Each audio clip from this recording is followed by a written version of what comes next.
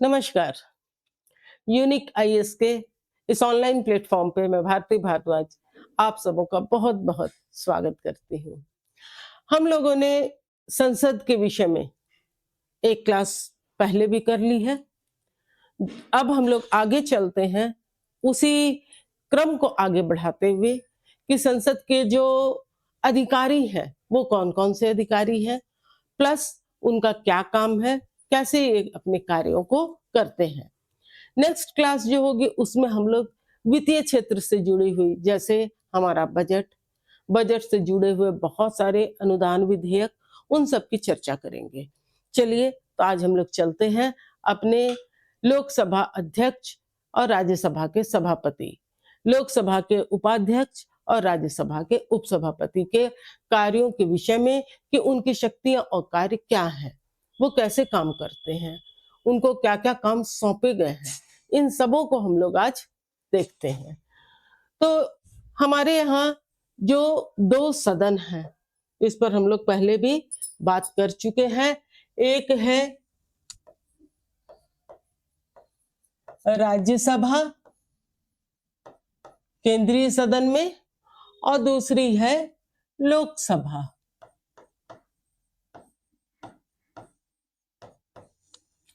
इन दोनों में आप क्या देखते हैं कि लोग आते हैं और सत्रों के समय इनका काम जो है वो काफी बढ़ा हुआ रहता है।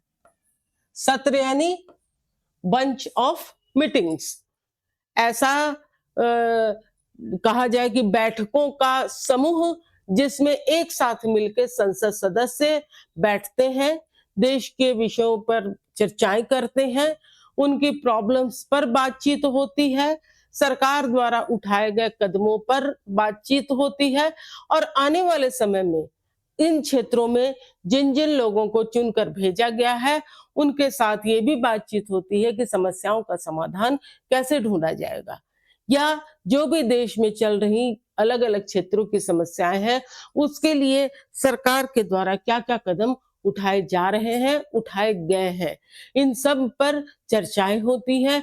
प्लस ये भी बातचीत होती है कि किस क्षेत्र में किस तरह की योजनाओं पर क्या खर्च होगा, कुछ योजनाएं सैंक्शन होती हैं, कुछ नहीं होती हैं, वगैरह वगैरह, ये सारा कुछ होता है।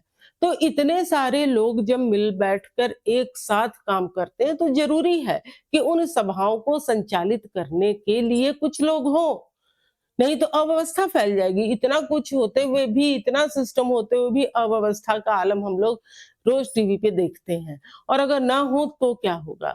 तो हमारे संविधान निर्माता काफी दूरदर्शी थे, उनको पता था कि ऐसे भी हालात आएंगे, तो वैसी स्थिति में एक ऐसे पद का सृजन जरूरी होगा जो इन सभी सभाओं को अच्छी तरह से रेगुलेट कर पाए। तो इन पदों में अगर हम राज्यसभा में देखें तो सबसे पहला पद होता है सभापति का, और दूसरा पद होता है उपसभापति का। उसी तरह लोकसभा में एक होते हैं अध्यक्ष और दूसरे होते हैं उपाध्यक्ष। क्लियर है? ये अपने हाउस में ये दोनों एक तरह से कहा जाए कि बॉस है। हमारे राज्यसभा में सभापति, लोकसभा में अध्यक्ष, इनको बहुत सारे अधिकार और कर्तव्य दोनों ही दिए गए हैं। इनको बिल्कुल निष्पक्ष व्यक्ति, एक पंच की तरह माना जाता है। पंच मतलब वो पंच प्रधान वाले पंच, उनको एक तरह से ऐसा व्यक्ति माना जाता है जिनको अधिकार तो दिए जाते हैं लेकिन वो चाहे किसी भी दल से बिलोंग करे, बिल्कुल निष्पक्ष होकर वो काम करेंगे। हर सदस्य को एक समान देखते हुए ही उनका हर एक कदम उठेगा। तो वैसे स्थिति में इनका चयन कैसे होता है, पहले इस पर हम लोग बातचीत कर लेते हैं। तो सभापति जो होते हैं ये पदेन रूप से एक व्यक्ति इस पद को होल्ड करता है, वो है उपराष्ट्रपति। ये हम लोग पढ़ चुके हैं। कि उपराष्ट्रपति जो होते हैं वो एक्स ऑफिशियो हमारे चेयरपर्सन होते हैं राज्यसभा के। राज्यसभा के जो अध्यक्ष होते हैं या सभापति होते हैं या चेयरपर्सन होते हैं, वो निश्चित रूप से एक पद होता है जिसको उपराष्ट्रपति के नाम से जाना जाता है। उपराष्ट्रपति नाम देने का कारण ये है कि ये राज्यसभा का सभापतित्व तो करते ही है, साथ ही साथ अगर राष्ट्रपति नहीं रहते हैं तो राष्ट्रपति की जगह भी वो उनके कार्यों को देखते हैं। ऐसा नहीं होता है कि एक लंबे समय तक राष्ट्रपति ना हो, लेकिन अगर कुछ दिनों के लिए छुट्टी पे है राष्ट्रपति, बीमार पड़ गए हैं राष्ट्रपति, अचानक किसी कारण से उनका त्याग पत्र हो गया है, विदेश भ्रमण के लिए गए हुए हैं, विदेश यात्रा के लिए गए हुए हैं, तो वैसी स्थिति में हमारे उपराष्ट्रपति राष्ट्रपति का काम देखते हैं।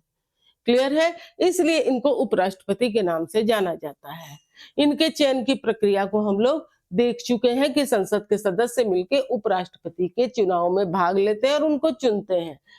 और उसी तरह से एक दूसरा पद है उपसभापति, जो कि राज्यसभा के सदस्यों में से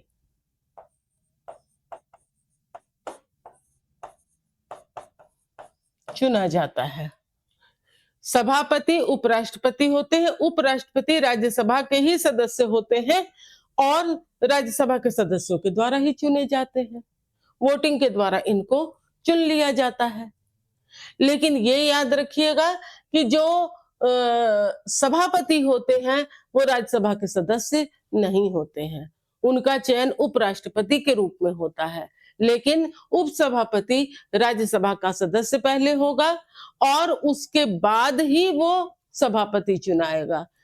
जनता के द्वारा ना चुनकर इसको कौन चुनता है? राज्यसभा के सदस्य ही चुनते हैं।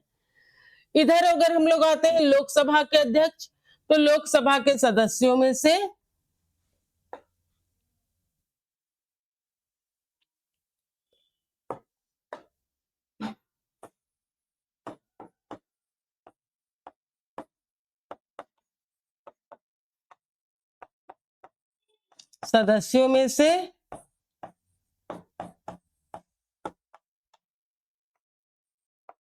लोकसभा के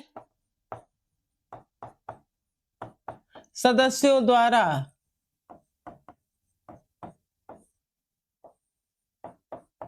सेम उपाध्यक्ष के साथ भी है, लोकसभा के सदस्यों में से लोकसभा के सदस्यों द्वारा।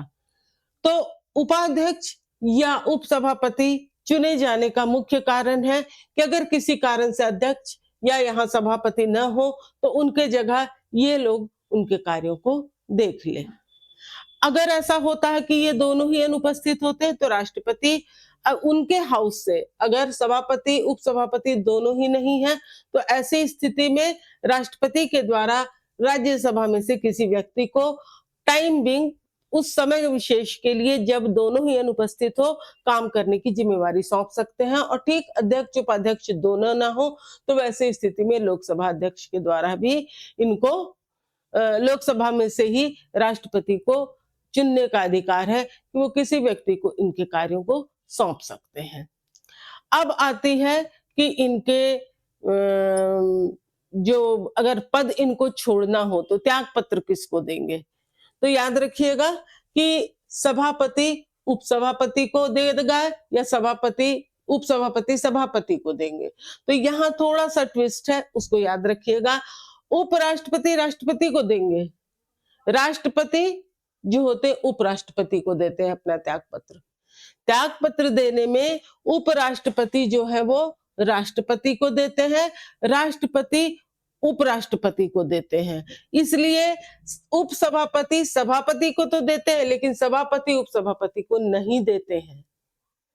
त्याग पत्र की अगर बात की जाए तो हम लोग ये पाएंगे कि जो सभापति है वो चूंकि उपराष्ट्रपति भी है इसलिए वो राष्ट्रपति को अपना त्याग पत्र देते हैं, लेकिन जो उपसभापति है वो सभापति को देते हैं। यहाँ पर वाइस वर्सा होता है कि अध्यक्ष उपाध्यक्ष को उपाध्यक्ष अध्यक्ष को त्याग पत्र देते हैं, अध्यक्ष उपाध्यक्ष को, उपाध्यक्ष अध्यक्ष को त्याग पत्र देते हैं। क्लियर हो गया कि कौन है सभापति, कौन है उपसभापति, कौन किसको त्याग पत्र देता है, कौन है अध्यक्ष, कौन है उपाध्यक्ष, कौन किसको त्याग पत्र देता है। कार्यकाल अगर हम लोग देखें तो इसके साथ तो वो उपराष्ट्रपति वाला कार्यकाल ही चलेगा 5 इयर्स, जबकि उपसभापति 6 वर्ष और यहाँ अध्यक्ष और उपाध्यक्ष भी 5-5 वर्ष के लिए चुने जाते हैं।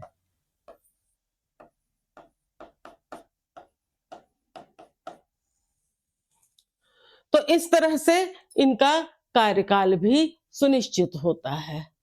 अब हम लोग चलते हैं कार्यों पर कि कार्य क्या क्या होता है। तो सबसे पहले सभा का संचालन करना, कौन कहाँ बैठता है, कहाँ बैठेगा, ये सब कुछ निर्धारित करने का अधिकार किसका होता है, हमारे सभापति का होता है। ये पूरी तरह से फिक्स होता है कि किसकी सीट कहाँ है और कौन कहाँ बैठने वाला है, किस तरफ सत्तारूढ़ पार्टी के लोग बैठेंगे और किस तरफ हमारे विपक्ष बैठेंगे। बाईं और लेफ्ट वाले तरफ जो विपक्ष होता है वो बैठता है, दाईं ओर जो होते हैं सत्ता पक्ष वाले लोग होते हैं। चलिए वो जब हम लोग संसद की कार्रवाई पढ़ेंगे तब पढ़ेंगे। इनका काम होता है कि सदस्यों को बोलने देने का अधिकार इनके हाथ में होता है। अगर कोई व्यक्ति हिंदी और इंग्लिश के अलावा किसी भाषा का प्रयोग करता है तो सभापति के द्वारा पूछ कर करता है। पूरे रूटीन वर्क में सत्र के प्रत्येक दिन का रूटीन होता है, किस दिन क्या क्या होगा, किस समय क्या क्या होगा, कब प्रश्न पूछा जाएगा, कब मंत्रियों को बोलने दिया जाएगा, किस व्यक्ति को कितने समय के लिए बोलने दिया जाएगा, नहीं बोलने दिया जाएगा, ज्यादा न्यूसेंस क्रिएट करें तो सभा का स्थगन कर देना, किसी व्यक्ति विशेष को निलंबित कर देना, ये सारे अधिकार किसके होते हैं, सभापति के होते हैं।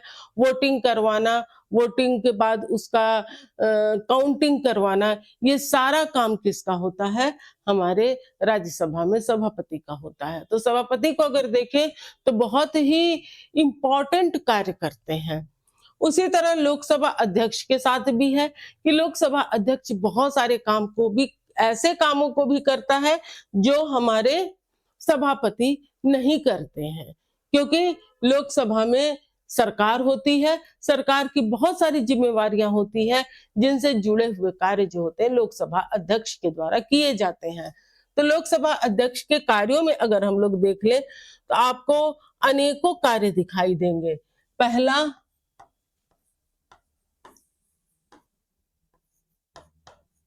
सभापतित्व करना, मतलब पूरे हाउस की व्यवस्था को चलाना, जिसमें लोगों को बैठने की व्यवस्था, बोलने की, जो भी हम लोग सभापति में देखें कि अगर किसी व्यक्ति को 2 भाषाओं के अलावा तीसरी भाषा का यूज करना है बोलने में तो उसको इजाजत देना, टाइम फिक्स करना, किस दिन क्या होगा, ये सारा कुछ तय करना। साथ ही साथ कुछ विशेष काम जो लोकसभा अध्यक्ष ही करते हैं। एक चीज और कि लोकसभा अध्यक्ष जब, चूंकि राज्यसभा में तो हमेशा आदमी रहता है, मतलब वो कभी भी 0 वाला हिसाब नहीं रहता कि आज सदस्य संख्या 0 है, लेकिन लोकसभा तो हर 5 वर्ष में नई निर्वाचित होकर आती है। तो लोकसभा अध्यक्ष जो होते हैं उनके चयन की व्यवस्था में जब पहली बैठक होती है तो उसका सभापतित्व कौन करेगा। तो लोकसभा जब नई नई आती है तो परंपरा के अनुसार जो लोकसभा का सीनियर मोस्ट होता है सदस्य, मतलब जो सबसे वरिष्ठतम सदस्य होते हैं, वो सभापतित्व का काम करते हैं और उनका एक ही काम होता है कि परमानेंट अध्यक्ष के लिए वोटिंग करवा देना। तो उस व्यक्ति को जो अस्थायी रूप से अध्यक्ष के लिए चुनाव की प्रक्रिया को संपन्न करवाता है उसको हम लोग प्रोटेम स्पीकर कहते हैं।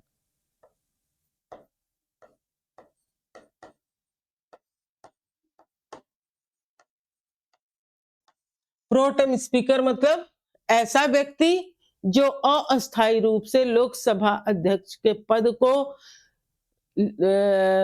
ग्रहण करता है और उसका काम क्या होता है, अध्यक्ष के लिए चुनाव करवाना। चुनाव कराकर वो हट जाता है और जो अध्यक्ष चुने जाते हैं वो अपना पदभार ग्रहण करके क्या-क्या काम करते हैं? पहला काम सभापतित्व करना, दूसरा बिल वगैरह पर जो काम होता है वो, तो बिल 2 टाइप के होते हैं। एक साधारण विधेयक, एक होता है जिसको धन विधेयक कहा जाता है। तो कोई विधेयक धन विधेयक है या नहीं, इसका निर्णय कौन करेंगे? अध्यक्ष करेंगे।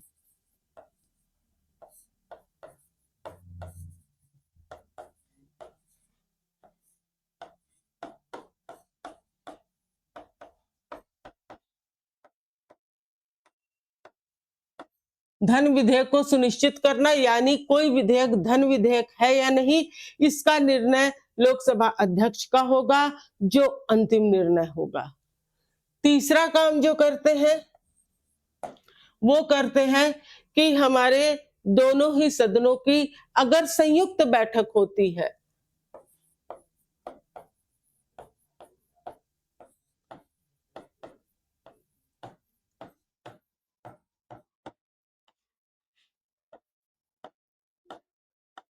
संयुक्त बैठक की अध्यक्षता करने का काम भी किसका होता है? हमारे लोकसभा अध्यक्ष का होता है।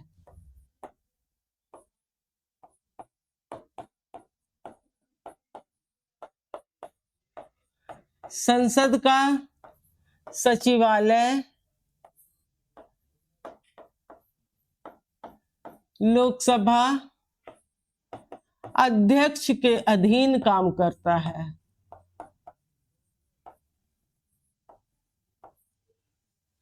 लोकसभा और राज्यसभा में जितने भी काम होते हैं उनको रिकॉर्ड में रखना है या रिकॉर्ड में नहीं रखना है, इसका निर्णय भी हमारे लोकसभा अध्यक्ष के द्वारा ही किया जाता है।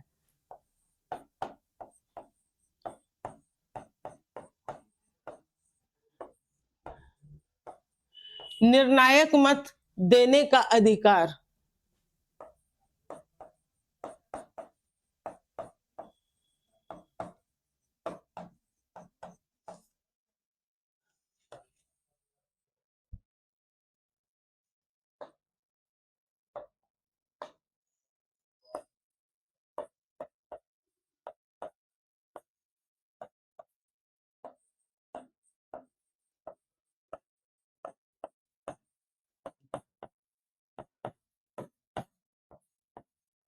लोकसभा अध्यक्ष के ये सारे कार्य हैं।